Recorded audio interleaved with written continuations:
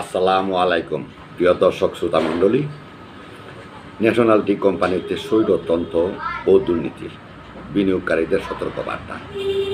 শেখ হাসিনার পতনের পর দেশের জনগণের প্রত্যাশা ছিল স্বৈরতন্ত্রের অবসান ও গণতন্ত্র পুনঃপ্রতিষ্ঠা হবে, কিন্তু ন্যাশনাল টি কোম্পানিতে সেই প্রত্যাশা বাস্তবে রূপ নেয়নি। চেয়ারম্যান পদে শেখ হাসিনার চাচা শেখ কবির হোসেন দীর্ঘদিন দায়িত্ব পালন করেছেন। পালাবদলের পরও এ প্রতিষ্ঠানের স্বৈরাচারী মানসিকতা, ক্ষমতার কাঠামো এবং কৌশলের তেমন কোনো পরিবর্তন আসেনি। 2025 সালের ফেব্রুয়ারিতে প্রাক্তন এমডি জিয়াউল আহসান ও সজীব একে আজাদ চৌধুরীকে চুক্তিভিত্তিক নিয়োগ দেওয়ার পরও প্রতিষ্ঠানটি আরও কেন্দ্রীভূত ক্ষমতার দিকে ধাবিত হয়েছে। অভিযোগ রয়েছে, এমডি জিয়াউল আহসান বিনিয়োগকারীদের মুক্তিদাতা ও সংস্কারক হিসাবে আবির্ভূত হলেও ক্ষমতায় বসেই ভিন্ন মত দমন, সিনিয়র কর্মকর্তাদের পদ শূন্য রাখা এবং মত প্রকাশের স্বাধীনতা সংকোচনের পথে এগিয়ে গেছেন। ইতিহাস বলছে, এনটিসিতে ইন্টারভিউ প্রথা 2018 সালে বাতিল হলেও জিয়াউল আহসান তা পুনরায় চালু করেছেন। ইন্টারভিউ প্রথা নিয়ে বেশ হতাশা রয়েছে কর্মকর্তাদের মনে।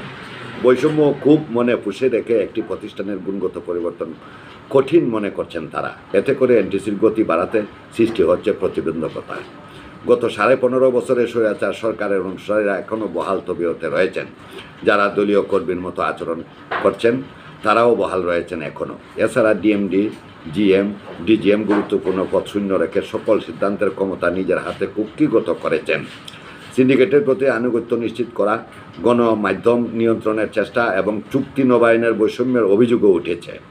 উদাহরণস্বরূপ, ম্যানেজার আমিনুল ফকির ও হুসাইন উদ্দিনকে 20 বছর চাকরি করেও চুক্তি নবায়ন না করে বিদায় দেওয়া হয়েছে। সম্প্রতি 12 জন কর্মকর্তার একত্রে ইন্টারভিউ নেওয়া হয়।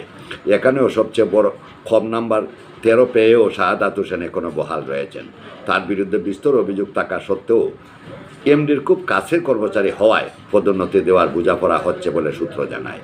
শাহাদাত হোসেন ছাম্পাড়ায় চা বাগানে ম্যানেজার পদে কর্মরত। শাহাদাত হোসেন জ্ঞাত আয় বহির্ভূত আয়ে 2 কোটি টাকা খরচ করে হবিগঞ্জ শহরে আলিশান বাড়ি বানিয়েছেন। পার্কুল চা বাগানের স্টাইলস তিনি নিজ বাসায় লাগিয়েছেন বলে অভিযোগ রয়েছে। বিনিয়োগকারীরা আশঙ্কা করছেন, সদ্য নিয়োগপ্রাপ্ত কয়েকজন পরিচালকের সমর্থনে জিয়াউল আহসান তার স্বৈরাচারী শাসন জোরদার করেছেন।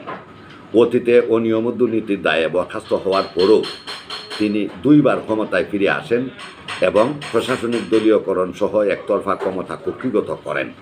বর্তমানে 5 জন সিনিয়র কর্মকর্তা বিদায় নিয়েছেন বলে অভিযোগ রয়েছে।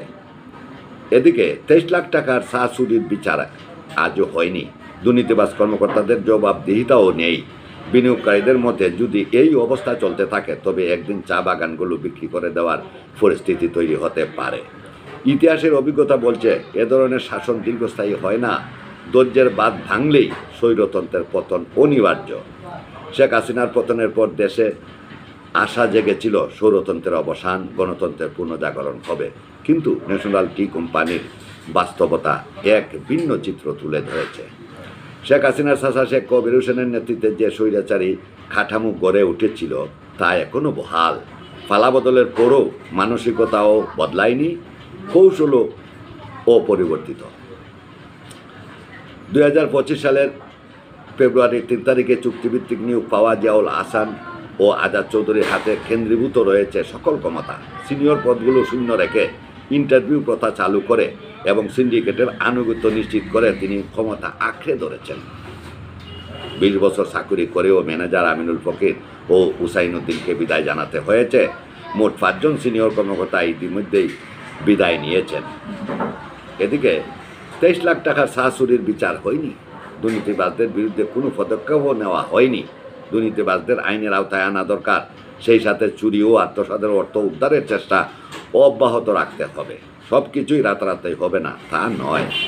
এনটিসি গত 1 বছরে খাদের কিনারা থেকে এখনও ফিরে আসতে পারেনি। বিনিয়োগকারীদের মতে, এই ধারা চলতে থাকলে একদিন চা বাগান বিক্রি করতেই হতে পারে। ইতিহাস বলছে, অন্ধকারে ডুবে থাকা মানুষের ধৈর্য যখন ভেঙে যায় তখন স্বৈরতন্ত্র ঠেকে না। ন্যাশনাল টি কোম্পানির ভবিষ্যৎও হয়তো সেই পথে এগুচ্ছে। প্রিয় দর্শক শ্রোতামণ্ডলী, আপনি যদি এই চ্যানেলে নতুন হয়ে থাকেন, চ্যানেলটি সাবস্ক্রাইব করুন পরবর্তী আপডেট নিউজ পাওয়ার জন্য এবং লাইক, কমেন্ট ও মতামত দিন। শুভেচ্ছা নিরন্তর। বলছিলাম আমি শাহ মোহাম্মদ হুমায়ুন কবির।